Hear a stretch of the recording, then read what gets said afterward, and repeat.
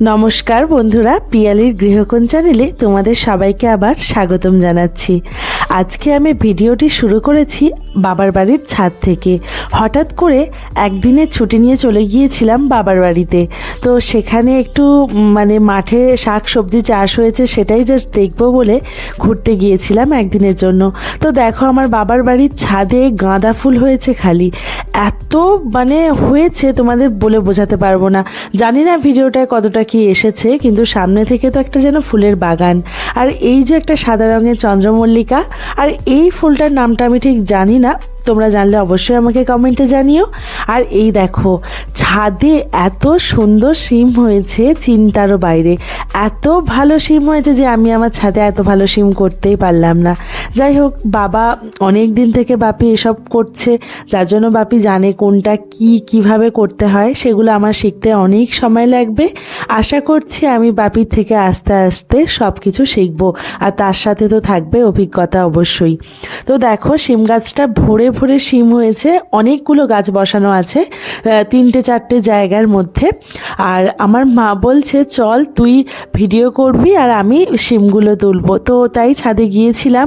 আর এই দেখো কত সবেদা, এই সবেদাগুলো আর একটু শীত কাটলে পাকবে, আর তখন ভরে ভরে হবে সবেদা। দেখো, একটা গাছে প্রায় 20 থেকে 25টা সবেদা হয়ে আছে। এরকম প্রায় 2টো গাছ আছে, 2টো গাছ মিলিয়ে অনেক সবেদা তোমার সাথে শেয়ার করব। আর এই যে পাতিলেবুর গাছটা দেখো, একদিকে ফুল ফুটে ভর্তি হয়ে রয়েছে আর একদিকে পাতিলেবু হয়ে রয়েছে, কি সুন্দর দেখতে লাগছে। কাগজি লেবুরও গাছ আছে। আর সব থেকে ইন্টারেস্টিং বিষয় হচ্ছে এই কামরাঙাগুলো। তোমরা দেখো, একটা গাছ তাতে পাতা কম, কামরাঙা বেশি। তোমাদের কাছে কতটা বোঝাতে পেরেছি আমি জানি না, কিন্তু সামনে থেকে দেখে তো আমি জাস্ট অবাক হয়ে গিয়েছিলাম যে একটা গাছে এত কামরাঙা কিভাবে হয়। সত্যি খুব সুন্দর লাগে এই জিনিসগুলো দেখতে। খাওয়ার থেকে বেশি দেখতেই ভালো লাগে আর নিজের হাতে তুলতে ভালো লাগে। যারা ছাদ বাগান করো তারা অবশ্যই জানবে এই ফিলিংসটা, কারণ এই আনন্দটা একটা অন্য রকমই হয়। আর এই দেখো, একটা নিচে হলুদ রঙের হয়ে পেকে গেছে, যেটা আমার বাপি লক্ষ্যই করেছিল না, আমি গিয়ে দেখালাম। আর এই যে আমার মা এখানে শিম তুলছে। দেখো, একটা গাছে কত শিম আমি তোমাদেরকে দেখাচ্ছি লাস্টে। আগে তুলে নিক মা, তারপরে আমি তোমাদের দেখাবো টোটাল কতগুলো শিম একদিনে তুলেছে। আরও শিম রয়েছে, কিন্তু যেগুলো বড় বড় হয়েছে সেগুলোই তুলছে, আর যেগুলো ছোট রয়েছে সেগুলো তার পরের দিনে তুলবে, রেগুলারই তোলে। তো এই দেখো, এত উঁচুতে উঠে গেছে যে মই দিয়ে মাকে উঠে পারতে হচ্ছে। মইটা ওপরেই রাখা থাকে, এই শিম তারপরে ঝিঙে চিচিঙ্গের সময় তোলার জন্য সবসময় ওপরেই থাকে, সেই জন্য মইটা। যাই হোক, দেখো শিমগুলো কত বড় বড় আর কত সুন্দর হয়েছে, গাছ ভর্তি হয়েছে একদম। যাই হোক, মা এই যে শিম তুলছিল। আর এই দেখো, এই ফুলের কালারটা কিন্তু খুব মিষ্টি। বাপি বলেছে এটা আমাকে ছাড়া বানিয়ে দেবে। আর আরও একটা সবেদা গাছ, এই দেখো ভর্তি হয়ে সবেদা হয়ে রয়েছে। যখন পাকবে, যদি আমি কখনো বাবার বাড়িতে আবার যাই, তোমাদের সাথে নিশ্চয়ই শেয়ার করব। দেখো কত সবেদা হয়েছে, আর প্রত্যেকটা ডগায় ডগায়। এই যে আমার মাকে বললাম দেখাও শিমটা দেখি, তুমি কতগুলো শিম তুললে। তো মা দেখাচ্ছে, আর সত্যি দেখো এত শিম হয়েছে, জাস্ট একদিনে তুলেছে 3টে কি 4টে গাছ থেকে। ভাবতে পারছো এটা ছাদে হয়েছে। আর এই যে এই পেয়ারাটা এত মিষ্টি, এত ভালো, সত্যি বলার বাইরে। তো এইসব দেখে মা বললো চল এবার মাঠে যাই, কিছু তুলে আনি শাক সবজি। আর মাঠটা আমাদের এখানে সবাই শখেই বসায়, কেউ বিক্রি বা এইসবের জন্য করে না। এটা সবার ঘরের সামনে যেটা মাঠ হয় আর কি। এখানে আমাদেরও তাই, জমিতে যে চাষ হয় সবটাই নিজেদের খাওয়ার জন্য বা আমার আত্মীয় পরিজন যারা রয়েছে তাদেরকে দেওয়ার জন্য করে বাপি। তো লোক লাগিয়ে অবশ্যই করায়, কারণ বাপি মায়ের বয়স হচ্ছে আর কাকু কাকিমারও বয়স হচ্ছে, সবাই এখন আর পেরে ওঠে না। তাই লোক লাগিয়ে সব কিছু সবজি চাষ করা থেকে সব কিছু করে। এবার তোলা এইগুলো তো মায়েরাই তোলে। এই দেখো এগুলো হচ্ছে ব্রোকলি গাছ, এগুলো লাগিয়েছে আমার জন্য শুধুমাত্র, কারণ আমি ব্রোকলি খেতে ভীষণ ভালোবাসি আর আমার বাপি প্রত্যেক বছর আমার জন্য বসায়। আর এই দেখো এটা মেথি গাছ সাইডেই বসিয়েছে। আর এই যে গোটা জমিটায় দেখো আলু চাষ করা, মানে আমাদের জমি শুধু না, আশপাশে যাদের জমি রয়েছে সবার জমিতেই আলু চাষ করেছে, তার সাথে কিছু শীতকালীন সবজিও চাষ করেছে। আর এই যে দেখো বাঁধাকপির এই সবে মানে বাঁধছে আর কি, সময় লাগবে কিছুদিন। যাই হোক, তোমাদের সাথে সেটাও শেয়ার করলাম। পরবর্তীতে যখন আবারও হবে তখন আমি তোমাদের দেখাবো। আর এই দেখো ওলকপি হয়ে রয়েছে, আর এখানে বিট, আর এই দেখো এখানে রয়েছে মূলো। তো মূলোগুলো এখন ছোট, জাস্ট এই কদিন আগে বসানো, তাই মা তুলছে যেহেতু টাটকা, সেই জন্য একটা আমি এসেছি সব কিছু রান্না করবে তাই। যাই হোক সব কিছুই আমাকে দেখানোর জন্যই তুলছে, কারণ এখনও সব ছোটই রয়েছে। এখানে পেঁয়াজ কলি বসিয়েছে, পেঁয়াজ গাছ হয়তো এখনও হয়নি।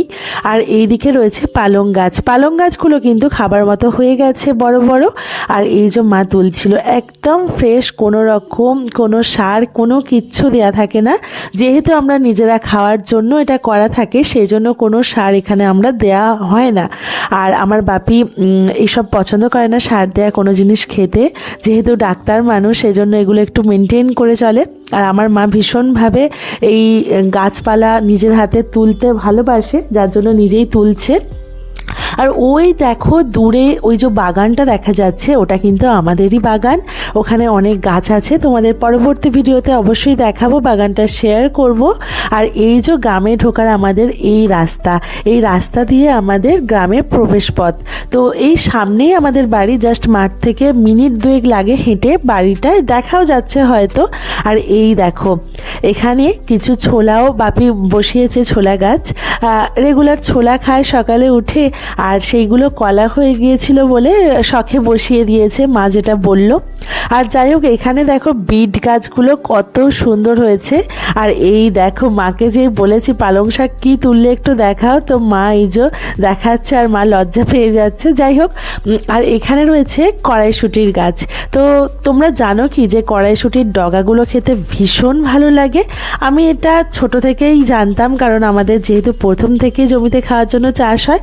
এই যে এই ছোট্ট ডগাগুলো যেগুলো দেখছো কচি কচি, এগুলো কিন্তু ভীষণ ভালো লাগে খেতে। আর তারপর তো কড়াইশুঁটি হবেই, সেটা তো আরও সুন্দর খেতে হয়। কিন্তু কখনো কেউ যদি এর শাক ট্রাই করতে চাও অবশ্যই করে দেখো, আমি বলবো খুব ভালো লাগবে। আর এই দেখো এখানে কুমড়ো গাছ বসানো রয়েছে, আবারও বিট গাছ বসানো রয়েছে, সব মিলিয়ে আমার মা গোটা মাঠটাকে যেন সুন্দর করে সাজিয়েছে। এখানে গাজর বসানো রয়েছে, দেখো গাজর গাছগুলো বেরিয়েছে এখন ছোট ছোট।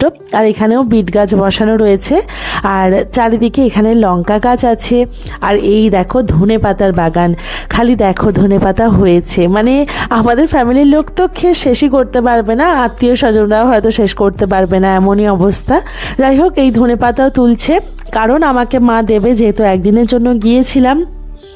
মা বলছে তুই নিয়ে যাবি টাটকা জিনিস, কারণ আমার শ্বশুরমশাই খুব ভালোবাসে শাক ভাতা খেতে, আমি অতটা ভালোবাসি না কিন্তু শ্বশুরমশাই ভালোবাসে। আর এই দেখো টমেটো গাছ, আর এই লাইন দিয়ে পুরো লঙ্কা গাছ বসানো। আর এই গোটা মাঠটা আমাদের বসানো রয়েছে আলু। আর এই যে মা এক চুবড়ি শাক সবজি তুলে নিয়ে চললো এবার বাড়ির দিকে। তোমাদেরকে আরেকটু দেখিয়ে দিয়ে, আমাদের এই যে দেখো এখানে ফুলকপি গাছ বসানো রয়েছে, আর এইদিকে তো আরও একটা অন্য জাতের হয়তো আলু গাছ বসানো রয়েছে, আমি ঠিক এগুলো বলতে পারবো না। যাই হোক, আর যেতে যেতে দেখলাম দেখো মোচা ধরেছে গাছে, তারপর এখানে কাঁঠালি কলাও রয়েছে, সেটাও তোমাদের দেখাবো। তো গাছেতেই রয়ে গেছে, দেখো মোচাগুলো রয়েছে, এই যে কাঁঠালি কলাগুলো গাছেই রয়ে গেছে। আর এখন ছোট যদিও। আর কাঁচকলা দেখাবো, দাঁড়াও, যেগুলো আমরা বাজার থেকে কিনি সেই কাঁচকলাও হয়েছে, তোমাদের কাছ সাথে এটাও শেয়ার করে। এই দেখো কাঁচকলা দেখেছো, সত্যি গ্রাম মানে সত্যি প্রচণ্ড সুন্দর জায়গা। আর এই দেখো পেঁপে গাছটা আমার মায়ের নিজের হাতে বসানো, মা বলছে এই এটাও দেখা, কিন্তু তো দেখালাম। আর এখানে আমাদের গ্রামে একজনদের গাছে কাঁঠাল হয়, মা কেনে ওখান থেকে, দেখো শীতকালেও এত সুন্দর কাঁঠাল হয়েছে, গাছ থেকে পেড়ে দিয়েছে। তো এই ছিল আমার একটা ছোট্ট ব্লগ, কেমন লাগলো অবশ্যই